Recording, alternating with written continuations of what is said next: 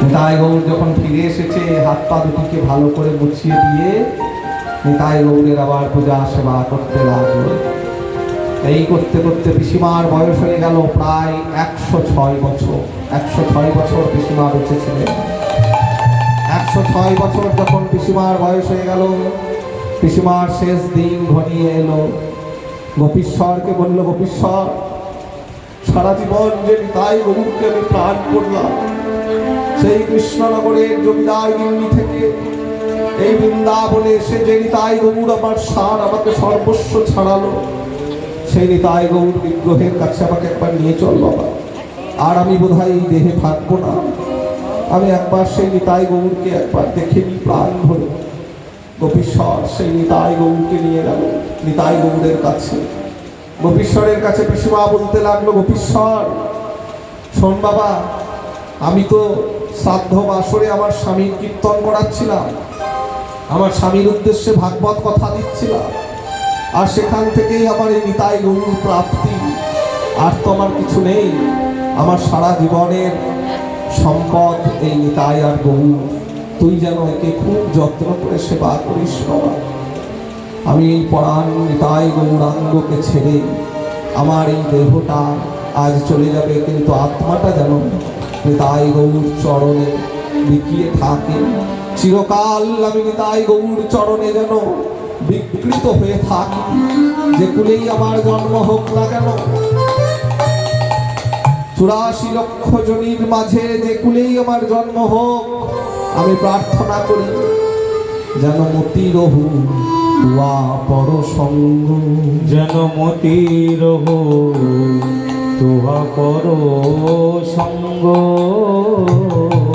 আমায় যেন চরণ ছাড়া করোনা, যেন চরণ ছাড়া করুণা নিতাই। আমি ওই চরণে চিরদাসী, আমি বিকাইলাম তোমার ওই রাতুল চরণে। আমায় চরণ ছাড়া করুণা নিতাই। এই শেষ দিনে আমি প্রার্থনা করি, আমার মন প্রাণ সঁপে দিয়ে তোমার চরণে আমার পরাণটা বেঁধে দাও, পরাণটা বেঁধে দাও।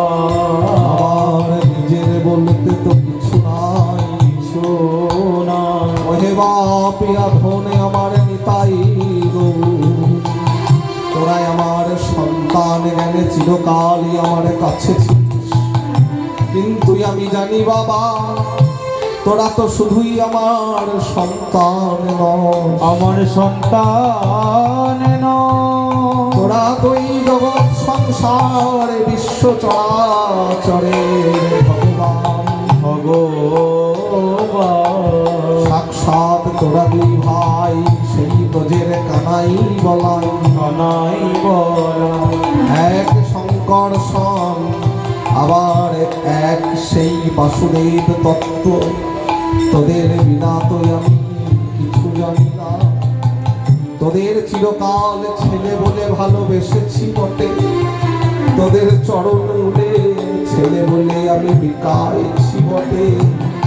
আজ শেষ দিনে যেন আমায় ফেলে দিস না, প্রার্থনা করতে করতে পিসিমার দেহখানা লুটিয়ে পড়ল নিতাই গৌরের চরণে।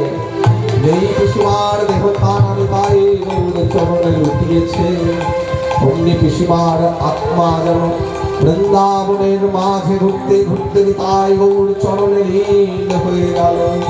বৃন্দাবনের সমস্ত লোক দেখে আশ্চর্য মানিল, ধন্য ধন্য নিতাই গৌর ধন্য হয়ে